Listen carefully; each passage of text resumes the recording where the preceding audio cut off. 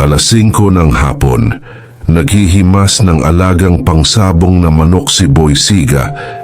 Bagaman nakikita niya na masama ang panahon dahil sa nagbabadyang pagdating ng bagyong Seliana, nakatakdang maglandfall sa kinagabihan sa Kamaynilaan, parang walang anuman na alintana sa pag-iisip si Boy Siga.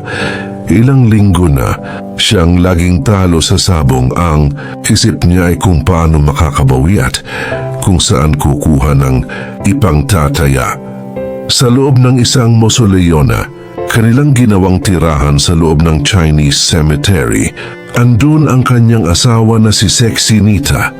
Kagampan sa kanyang pagbubuntis, alumpihit hindi mapakali dahil sa kanyang nararamdaman. Kaninang umaga pa sumasakit ang kanyang tiyan. Maring manganak na siya ngayon anumang oras.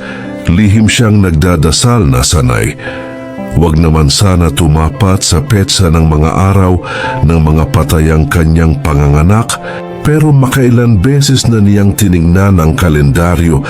Oktubre 31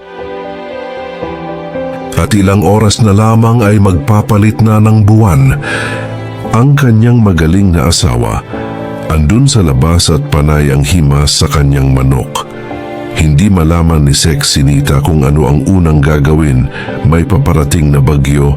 Kinakailangan niyang sinupin ang kanilang mga gamit. Sila ay nakikitira lamang sa isang bahagi ng mausoleo ng isang pamilyang Chinse. Doon na sila nagsimula at itinuring na nilang bahay nila. Walang nagawa ang pamilya ng may-ari ng mausoleo dahil sa kilalang basagulero. Si Boy Siga sa loob ng Chinese cemetery, isa pa sa bumabagabag sa isipan ni Sexy Nita ay ang gastusin sa kanyang panganganak.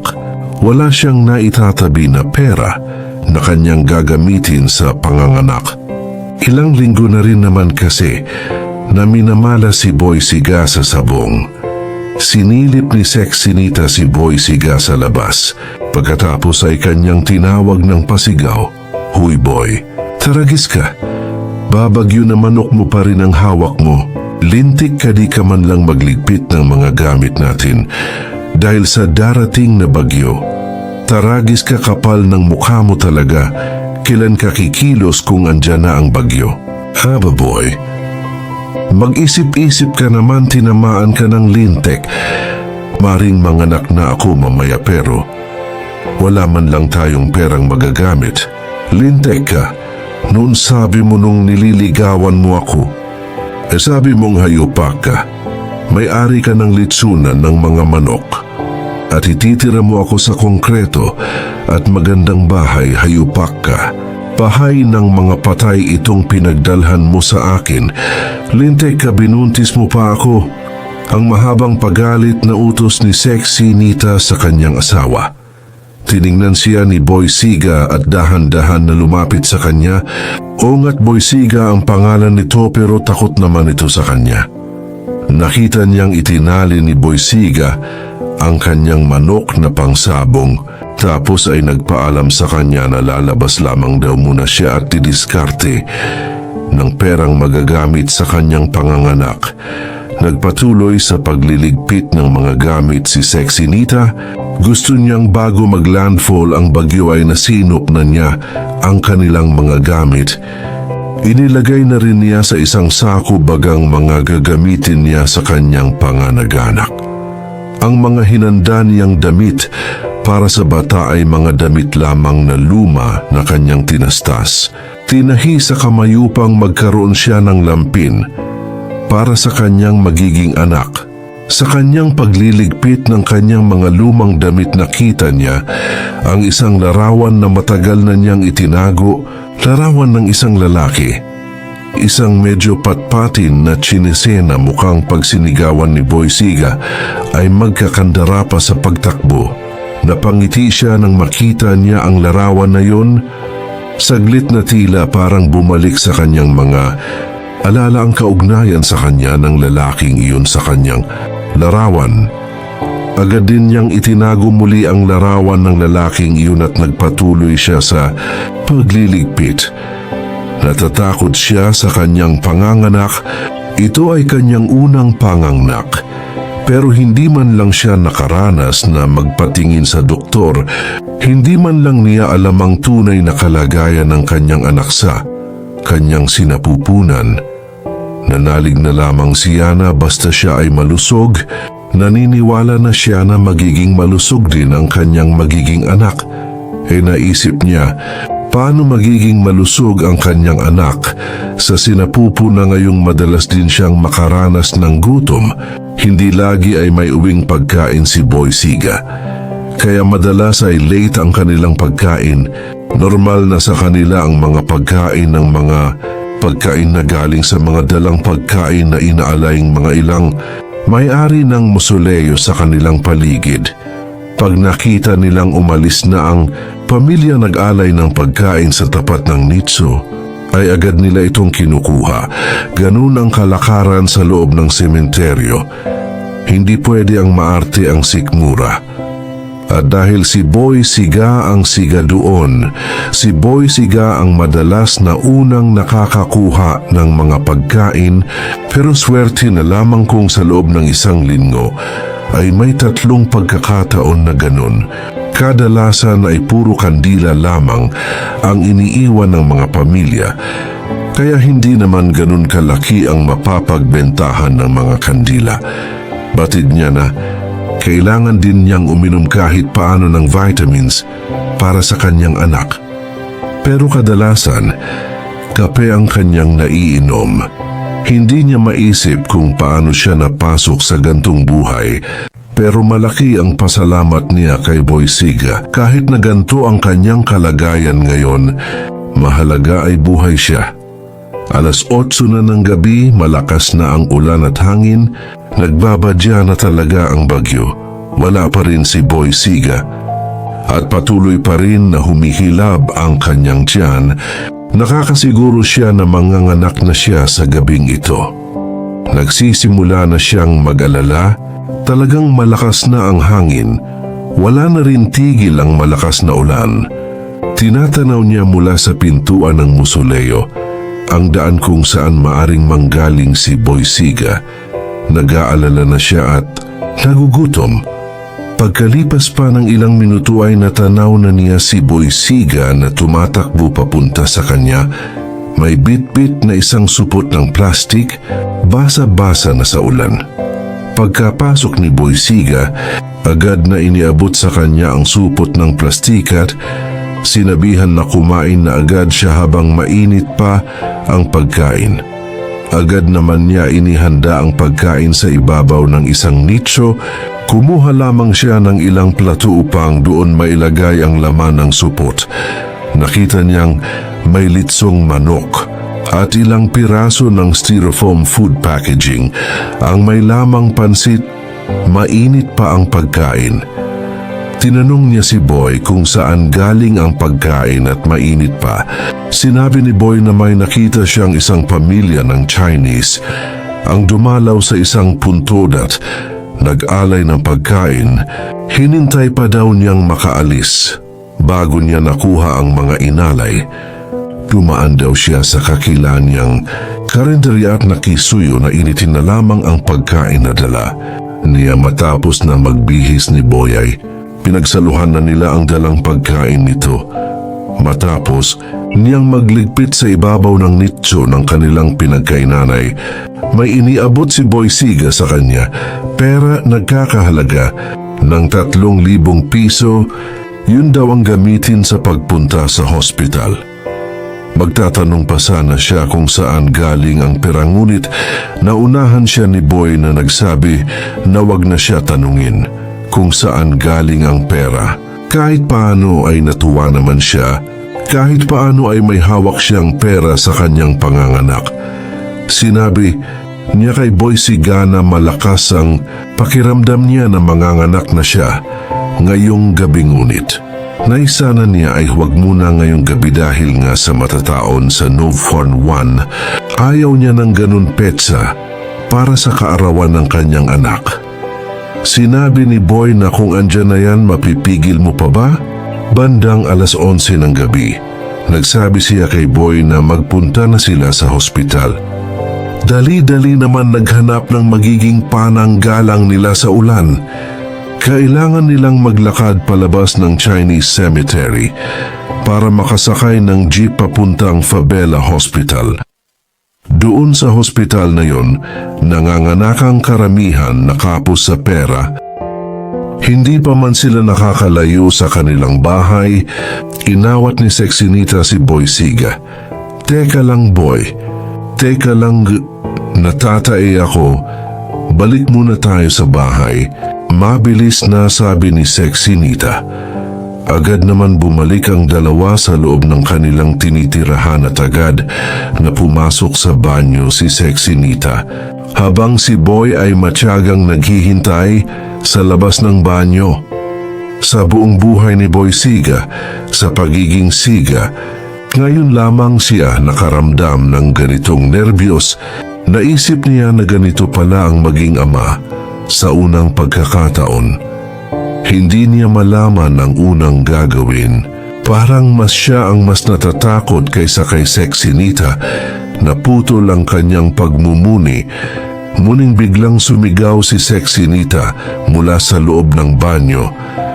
Boy, ataragis ka, lalabas na yata ang anak mo. Hindi ko na kaya pumunta sa hospital. Sigaw ni Sexinita. Hindi malaman ni Boy Siga ang gagawin. Naglakad pabalik-balik sa loob ng bahay si Boy Siga. Hindi makapagsalita. Nanginginig ang tuhod. Muli sumigaw si Sexinita mula sa loob ng banyo. Boy, misdalyan mo. Puntahan mo si Ate Aye. Marunong yun magpaanak. Siya na lang magpaanak sa akin. Nang marinig ni Boy Siga ang utos ng asawa, agad na itong lumabas ng bahay at tumakbong tinungo ang bahay ni Ate Aye. Agad na kumatok. Pagbungad pa lang lamang ng matandang si Ate Aye, nagkanda bulol-bulol na si Boy Siga. Ate Aye, si Sexinita po iyon na tatay po. Ay mali, mangganganak na, lalabas na daw ang bata. Andun po siya sa loob ng banyo. Hindi na niya hinintay na makasagot pa si Ate Aye. Agad na hinila ni Boy Siga ang matanda at halos kaladkarin na niya upang mabilis na makabalik sa kanilang bahay. Sa bungad pa lang ng kanilang bahay ay naririnig na ni Boy Siga ang pagsigaw ni Sexinita, ang paghanap sa kanya, ang pagdaing ng sobrang sakit.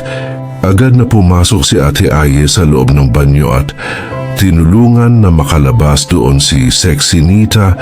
Agad siyang nagpatulong na maihiga sa ibabaw ng nitso.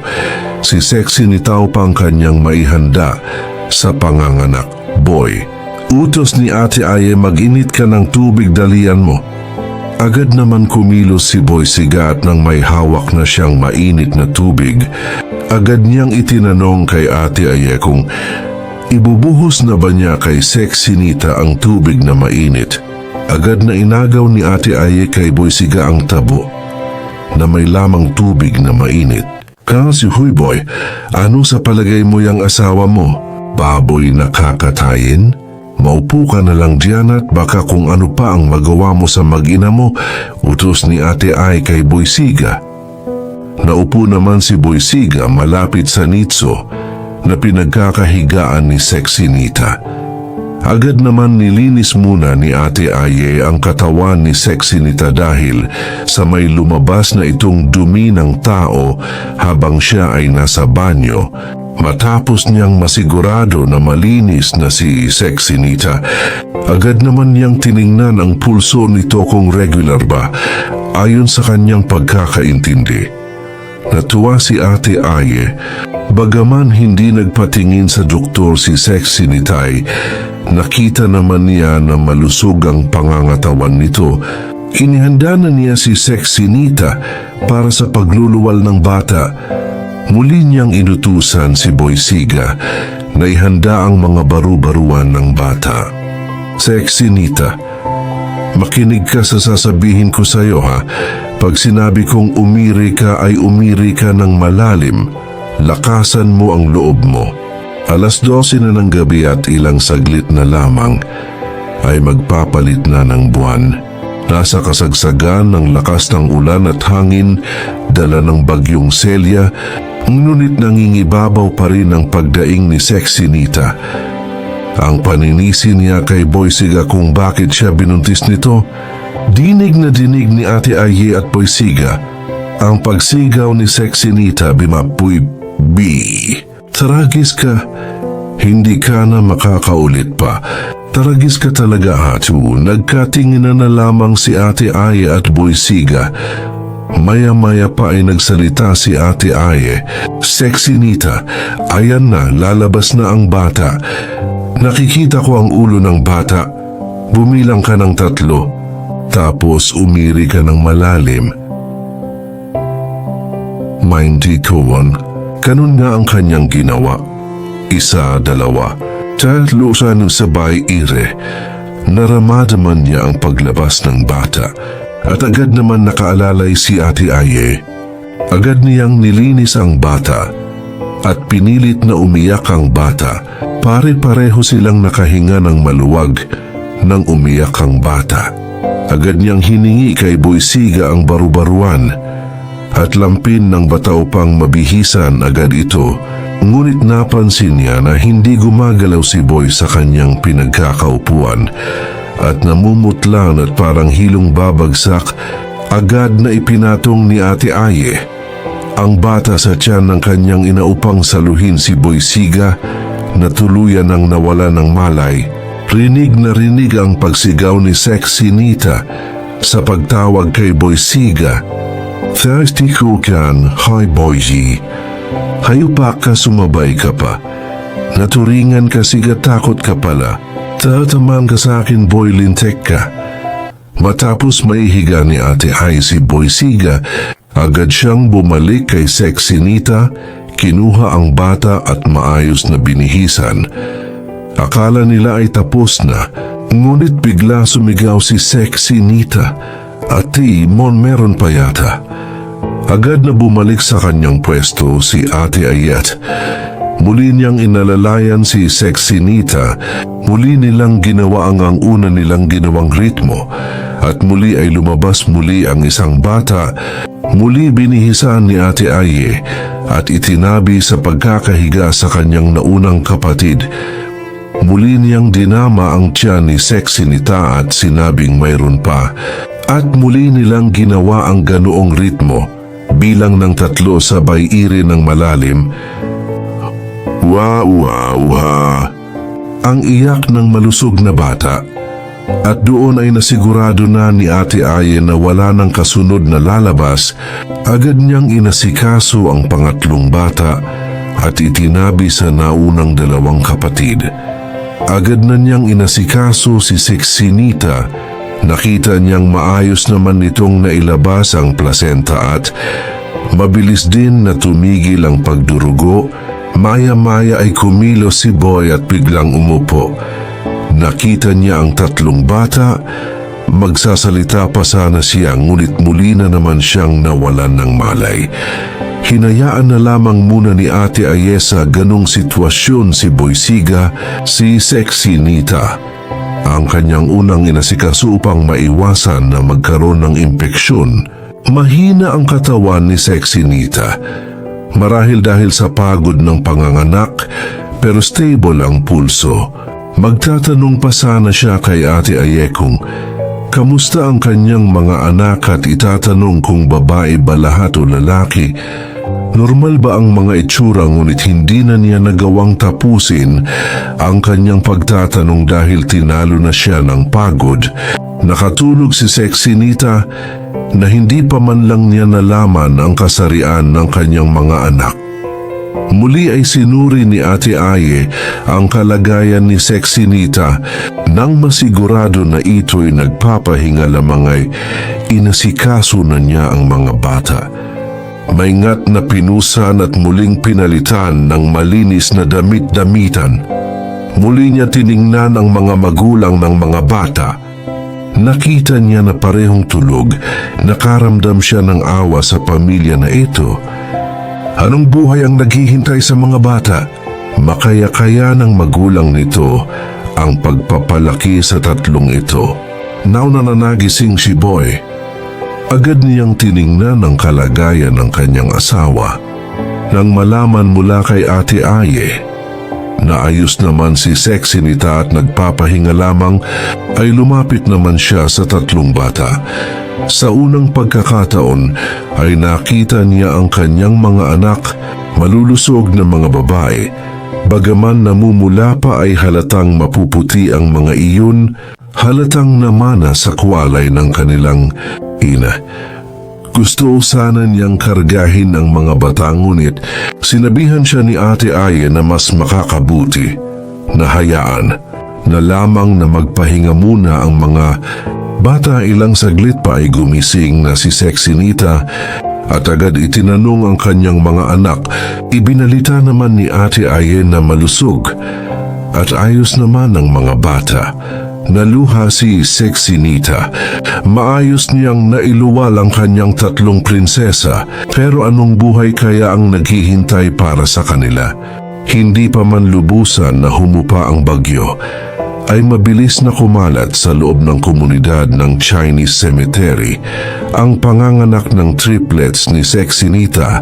Bago pa sumikat ang araw, kahit na may malakas pang ulan, ay dagsa na ang mga usisera at usisero na gustong makita ang mga bagong silang na sanggol.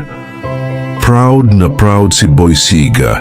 Thanks to it, kada may darating ay ipinagmamalaki ang kanyang mga anak at ipinipilit na kamukha daw niya lahat ng mga bata.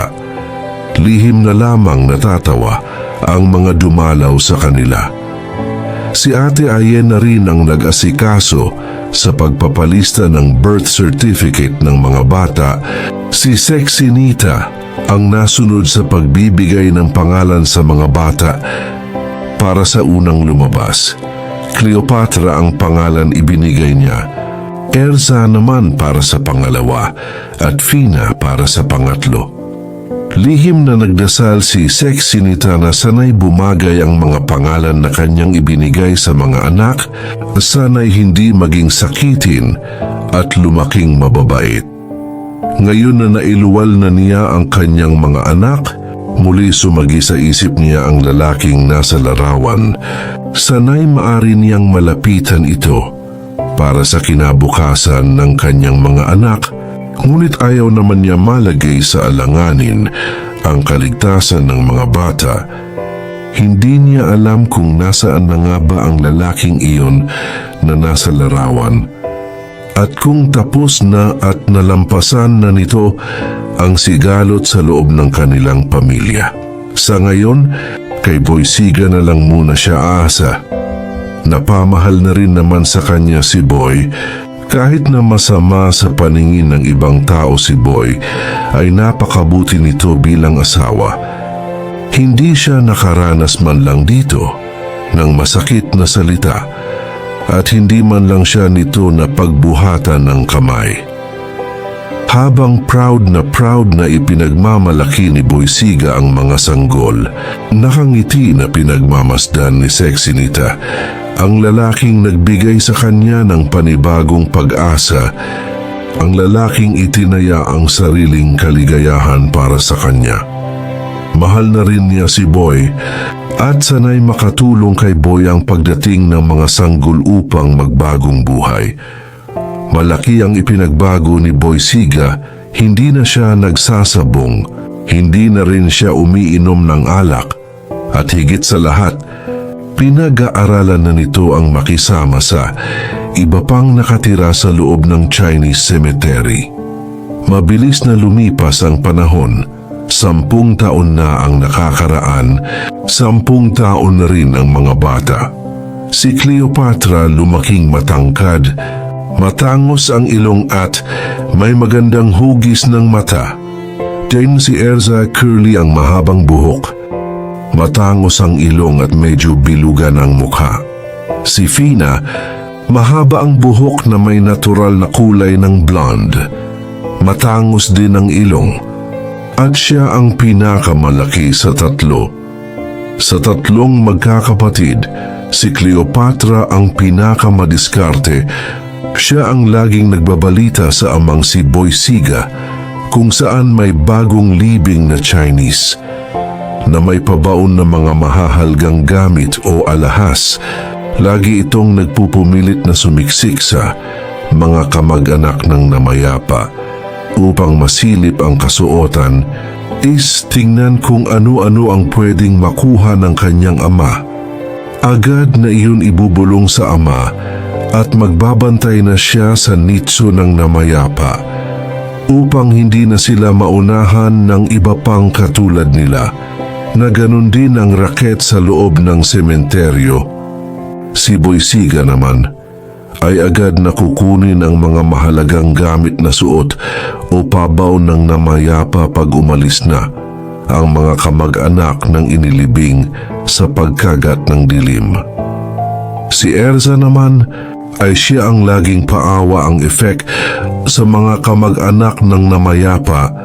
Madalas nagagawa niyang makihalubilo sa mga kamag-anak ng namayapa at doon ay nabibigyan siya ng pagkakataon na makasalisi at makakuha ng mga mahalagang gamit ng mga nandoon.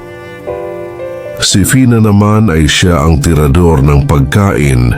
Alam na alam ni Fina kung anong mga pagkain ang dapat niyang tirahin. Numero 1 ang fried chicken at litsong manok. Mga kakanin na nasa bilaw pa. At pag sinuswerte ay nakakatira pa siya ng buong cake. Hindi na alintana ng tatlong mga bata kung mali o tama ang kanilang ginagawa. Iyon ang kalakaran sa loob ng sementeryo. Yun ang batas ng buhay doon. Sa murang isip nila alam nila na mahalaga pa rin naman ang pag-aaral. Ngunit madalas silang lumiliban sa paaralan dahil kulang sa panggastos sa pang-araw-araw na pangangailangan. Hindi sila nagrereklamo sa kanilang magulang bagkus kung ano ang kaya nilang magawa para makatulong ay masaya na nila iyon gagawin. Masaya si Sexy Nita na kahit ganun lamang takbo na kanilang pamilya ay masaya naman sila. Hindi nagkakasakit ang mga bata. Natuwa din siya kasi malaki na talaga ang ipinagbago ni Boysiga. Siga na lamang ito sa pangalan kahit ang mga nakakakilala dito ay nagulat sa mga naging pagbabago nito.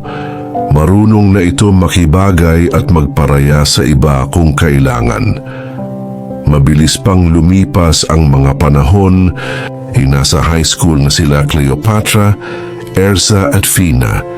Bagaman mababanaag sa kanila na sila'y galing sa mahirap na pamilya, litaw naman ang kanilang kagandahan. Lagi na'y silang tatlo ang pinagtitinginan ng mga kalalakihan sa loob ng school, ngunit walang maglakas ng loob na pumurma dahil sa balitang siga ang kanilang ama. Ang tatlong magkakapatid ay lumaking makikinis, maganda na parang galing sa mayamang pamilya. Ang kutis nila ay parang anak sila ng Chinese. Madalas silang napagkakamalan ng mga anak ng isang Chinese. Lagi na'y kasali sila sa mga beauty contest sa school. Kung ganda lamang din ang pagtatagisan, lagi na sila ang nanalo. Ang bawat isa sa tatlong magkakapatid ay may mga nabubuong mga tagasunod, hindi maiwasan dahil nga sa taglay nilang ganda at mga talento sa pagsayaw at pagkanta. Hindi rin naman magpapahuli ang tatlo kung ang paglalabanan ay patalinuhan kung mabibigyan lamang sila ng sapat na suporta sa kanilang pag-aaral. Ay mas mahihigitan pa nila ang mga katulad nilang mag-aaral. Marami ang hindi makapaniwala na sila'y naninirahan lamang sa loob ng isang sementeryo at malubha pa'y sa loob ng isang musuleyo. Hindi iyon ikinahihiya ng tatlong magkakapatid at hindi nila ikinahihiya ang kanilang mga magulang. Lumaki silang matitibay ang mga dibdib, matatag sa mga suliranin at buo ang paniniwala sa kanilang mga magulang. Alam nilang darating din ang paahon na makakaahon sila sa hirap, maiahon din nila sa hirap ang kanilang mga magulang. Isang araw, habang nasa Blumentritt si Sexy Nita, nakita niya ang lalaking nasa kanyang larawan na itinatago. Nakita niya na mukhang mas pumayat ito. Ngunit banaag pa rin ang pagkapogi nito. Hindi niya namamalayan na nakakatitig na pala siya dito at hindi niya namalayan na lumapit na pala ito sa kanya at nasa harapan na niya. Muntik pa siya mapasigaw nang maramdaman niyang hinawakan na siya sa kanyang balikat. Tinawag nito ang kanyang pangalan at doon pa lamang siya parang natauhan. Sexy Nita. Salamat sa Diyos nakita. Matagal na kitang hinahanap. Saan ka ba nagpunta? Saos kailangan kita makausap ng maayos. Marami tayong dapat pag-usapan. Marami ka dapat malaman bago maging huli na ang lahat. Dali-dali ang lalaki na naglabas ng isang cellphone at agad iniabot sa kanya. Sexy Nita, kunin mo itong cellphone. Tatawag ako sa'yo. Hayaan mo na mapagbayaran ko ang mga pagkukulang ko sa'yo. Hayaan mong mabago ko ang buhay mo. Iyon lamang at agad na itong sumama sa kanyang mga bodyguard at agad na sumakay sa kanilang sasakyan. Hindi pa rin makapaniwala si Sexy Nita na muli niyang makakaharap ang lalaki sa litrato. Tila bigla gumulo ang kanyang isipan. Nakahanda ba siyang sagutin ang cellphone na hawak niya? Kung sakaling mag-ring nga ito, eto na ba ang hinahangad niyang pagbabago para sa kanyang pamilya? Para sa kanyang mga anak? Nakahanda ba siya sa maaring pagbabago sa loob ng kanyang pamilya? Maunawaan kaya ni Boy Siga ang pagkakataon na dumating muli sa buhay nila?